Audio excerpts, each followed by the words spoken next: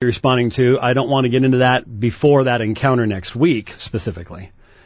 So the material I want to cover today on the program is not going to be the primary material that we're going to be looking at, or even secondary material. It may come up, I don't know.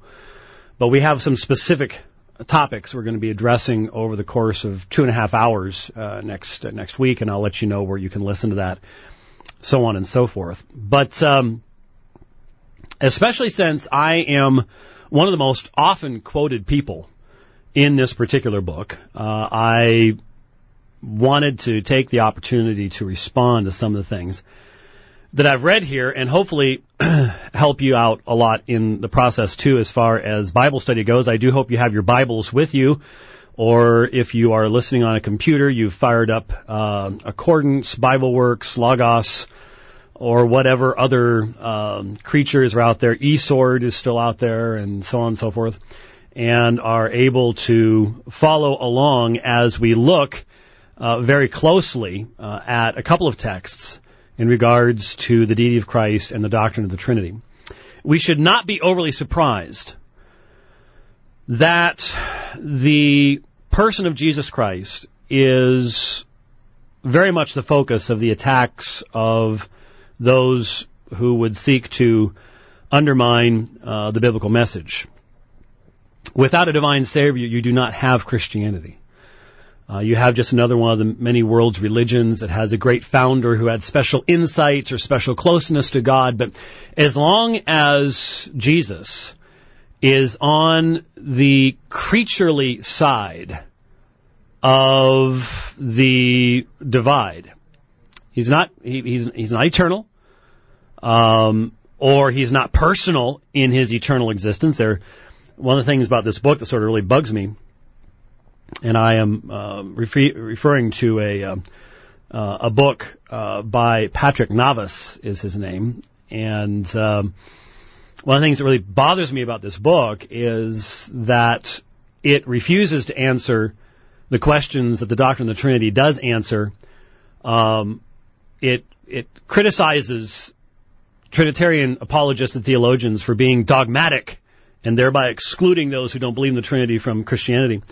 And yet, it's dogmatic in saying the one thing it can't be is the Trinity. And then when you go to asking the serious questions, well, it might be this, and it could be that. We're not really sure. There's some people who think that Jesus existed as a plan in the mind of God, and there's some people who believe that he existed as a person, but came into existence at a point in time, and it might be this, it might be that. We really don't know. And I didn't have enough time. I did stop at the house long enough to put on some other clothes because I didn't want to be sitting here in my riding stuff and throw all my stuff in the house in the car. But other than that, it was just straight here. Just didn't have time. There was a whole section I wanted to read through, which I'll get to eventually. Where, the argument was being made, well, we have plenty here to say about Jesus, and he might have been this, and he might have been that. We don't know. I could probably search on "we don't know" and pull it up in the electronic version I have in front of me.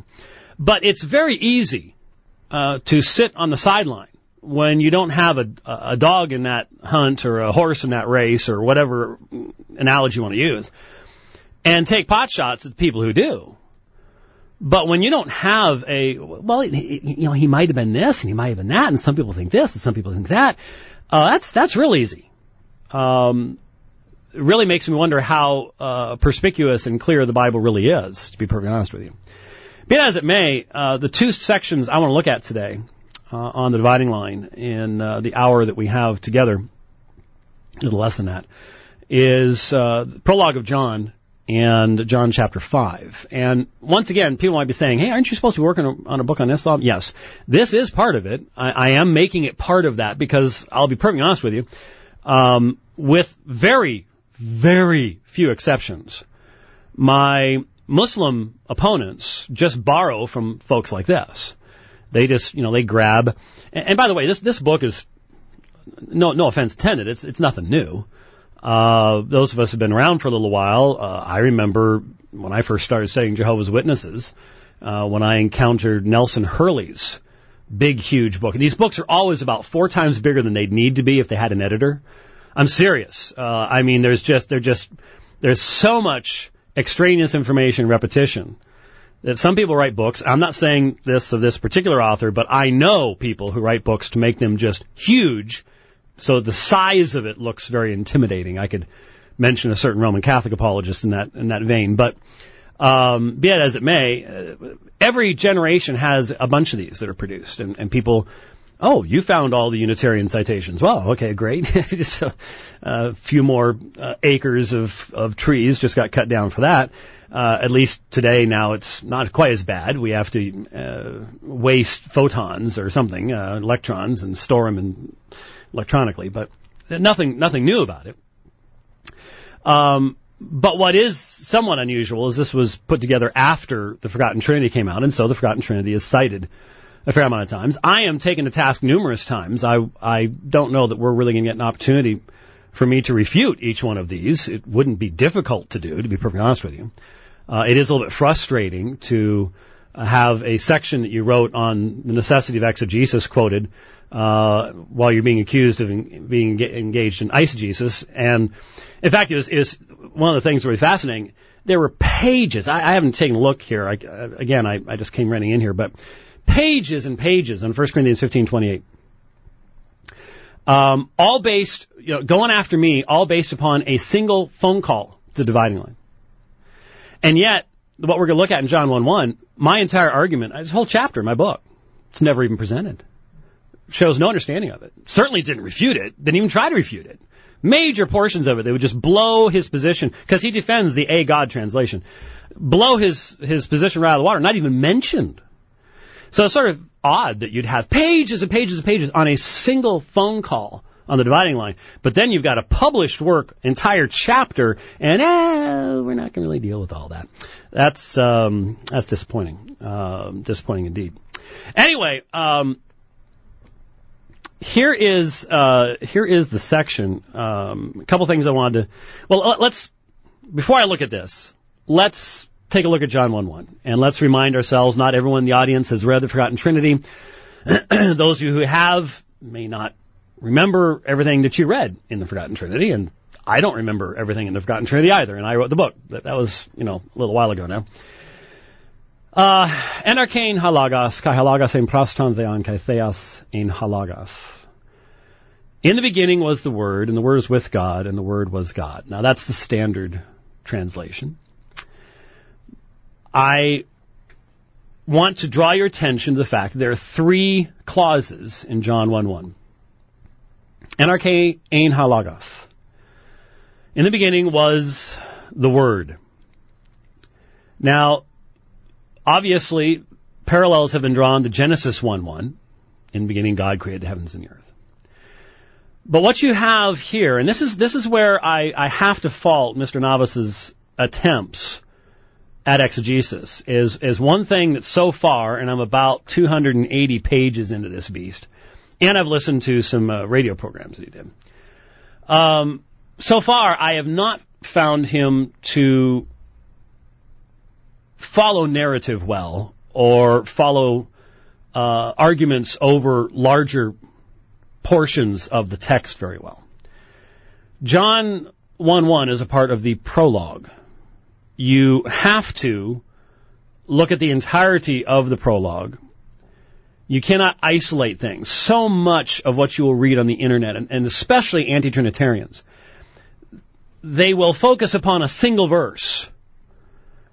And the idea of, they will make incredible claims about the languages. I remember, I won't use a specific example, but it's been my experience over the years, been doing this for a while now, that so many of these folks that seem so confident in saying, well, at this, the Greek here means this. If you got them out of a text that was Christologically relevant or a part of a Christological debate, and ask them to translate just someplace else, just on, narrative in Mark or something like that, they're completely lost, because that's all they focus on. They don't actually read the entirety of the text. It's just these things. They're experts on just these things. And the result is an eisegetical confidence that you've got that one nailed down, but the problem is you may not even know how that one verse relates to everything else. In this prologue, it has been observed appropriately that when speaking of, for example, John, in John 1:6, it says, Egeneta anthropos. There was a man. Now, egeneta comes from ginomai. And egeneta is in the aorist form. And then that one came, that's eilthen. And each time you have something about creation, it's placed in time using the aorist. For example, panta di autu egeneta. All things were made by him or through him, and there's a whole other I'm looking forward to, because this is one of the topics we're going to address, is Colossians chapter 1 and some of the comments he made about Greek prepositions. He better be ready for his Greek prepositions, let's put it that way. And apart from him, egeneta uda hen. Apart from him, nothing was made that was made. Ha gegenen. It could be rendered as that which was made in him was life. But anyway, the point is that when you're talking about John, you're talking about creation, egeneta is used, and it places it firmly in time. But when speaking of the Logos, you have the little verb ein. NRK, ein halagos. Kai halagos, ein prostantheon. Kai theos, ein halagos. That's the imperfect form of eimi. And that's a little unusual. Eimi, verb of being, but in the imperfect, it's not the aorist, it's the imperfect, which normally refers to continuous action in the past. Now, it can be iterative. There's all sorts of syntactical categories. You can break that down.